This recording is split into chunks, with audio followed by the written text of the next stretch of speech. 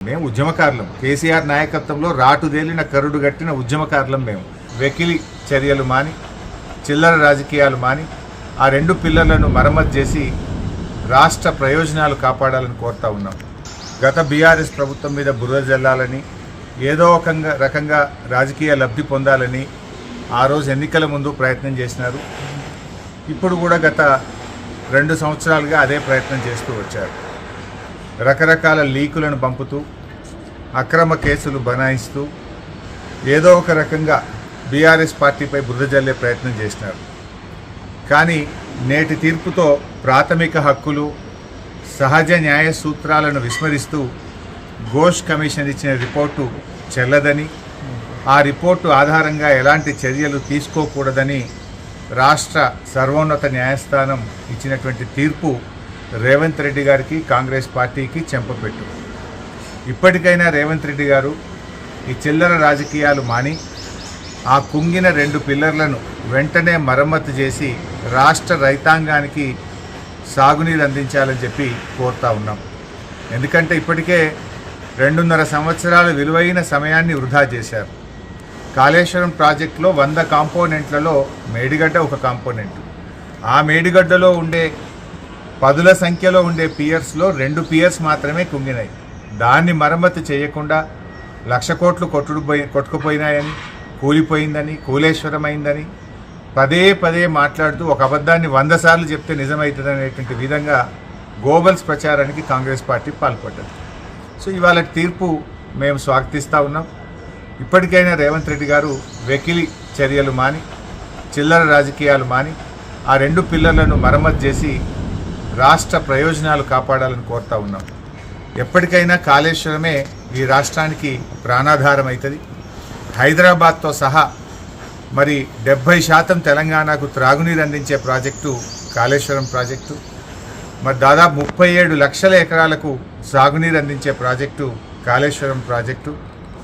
రాజకీయాలకు అనేక అవకాశాలు ఉన్నాయి, రాజకీయాలు చేయడానికి అనేక వేదికలు ఉన్నాయి. కానీ రాష్ట్ర ప్రయోజనాలను ఫలంగా పెట్టి రాజకీయాలు చేయకూడదు. రైతుల ప్రయోజనాలు, రాష్ట్ర ప్రయోజనాలను ఎప్పుడైనా మనం కాపాడుకోవాలి. ఏ పార్టీ అధికారంలోకి వచ్చినా, ఏ పార్టీ అధికారంలో దిగిపోయినా కూడా రాష్ట్రం ముఖ్యం, రాష్ట్ర ప్రయోజనాలు ముఖ్యం, రాష్ట్ర ప్రజలు ముఖ్యంగా ప్రభుత్వాలు పనిచేయాలి. రాజకీయాలు చేసుకోవడానికి వేరే ఉన్నాయి. కానీ ఇంత పెద్ద ప్రాజెక్టును ఇన్ని లక్షల మంది రైతుల ప్రయోజనాలు దెబ్బతీయదు. నిజానికి ఒక 100-200 కోట్లు ఖర్చు పెడితే కాళేశ్వరం ప్రాజెక్టులో మరో 2-3 లక్షల ఎకరాలకు సాగునీరు అందించే అవకాశం ఉంది. గత 2.5 సంవత్సరాల నుంచి ₹1 కూడా ల్యాండ్ ఎక్విజిషన్కి ఇవ్వద్దు అని చెప్పి ₹1 కూడా ఇవ్వలే. ఇచ్చుంటే ఈ పాటికి 2-3 లక్షల ఎకరాల కొత్త ఆయకట్టు వచ్చేది. ఎందుకంటే మోటార్లు రెడీగా ఉన్నాయి, రిజర్వాయర్లు రెడీగా ఉన్నాయి, సబ్స్టేషన్లు రెడీగా ఉన్నాయి, ప్రధాన కాలువలు అయిపోయినాయి, సబ్మెయిన్స్ అయిపోయినాయి, పంట కాలువలు తవ్వితే ఆయకట్టు వస్తుంది.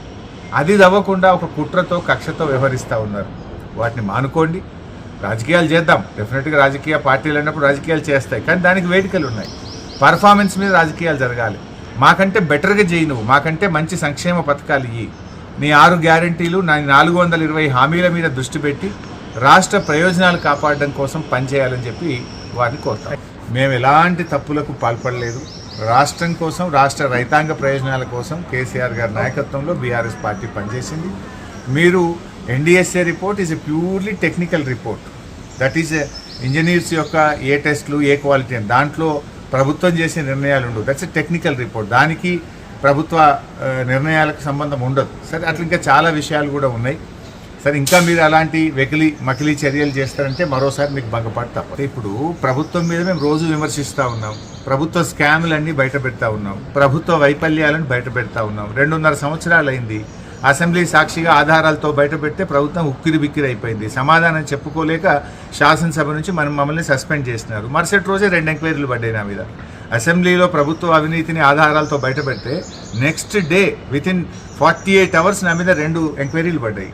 సో ఈ ముఖ్యమంత్రి, ఈ ప్రభుత్వము తప్పులు సరిదిద్దుకోవడం పక్కన పెట్టి ప్రతిపక్షాలను వేధించాలి, ప్రతిపక్షాల మీద అక్రమ కేసులు బనాయించడం ద్వారా వాళ్ళను లొంగదీసుకోవాలనేటువంటి ప్రయత్నం చేస్తున్నారు. మేము ఉద్యమకారులం. కేసీఆర్ నాయకత్వంలో రాటుదేలిన కరుడు గట్టిన ఉద్యమకారులం మేము.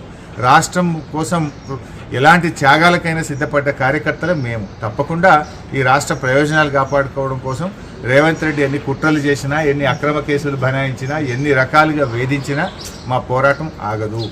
మేము మాకు రాజకీయం కంటే కూడా ఈ రాష్ట్ర ప్రయోజనాలు ముఖ్యం, ప్రజల ప్రయోజనాలు ముఖ్యం. ఇవాళ రాష్ట్రంలో రైతాంగానికి కనీసం మొక్కలు కొనే దిక్కు లేదు, శనగలు కొంటలేరు, సన్ఫ్లవర్ కొంటలేరు, వరి ధాన్యంలో 5 కిలోల తరుగు పెడతా ఉన్నారు.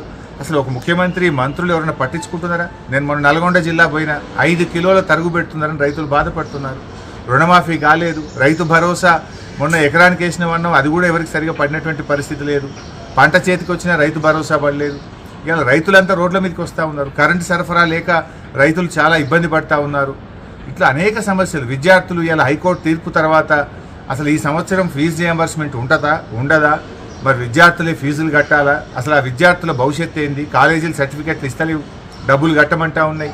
ఎస్సీ, ఎస్టీ, బీసీ పిల్లలంతా రోడ్ల మీద పడ్డారు. దాని మీద దృష్టి పెట్టి రేవంత్ రెడ్డి ఇవన్నీ ఈ రాజకీయాలలో మీరు సమయం కాలయాపన చేస్తే నువ్వు చాలా ఘోరంగా రేపు కాంగ్రెస్ ప్రభుత్వం దెబ్బతింటుంది. ప్రజాక్షేత్రంలో మీ పీఠం కదిలిపోతూ ఉంది. మొన్న నువ్వు మాట్లాడిన మాటలు చూస్తేనే నీ కాళ్ళ కింద భూమి కదులుతుంటే భయకంపితులై నువ్వు మాట్లాడినట్టుగా అర్థమవుతా ఉంది.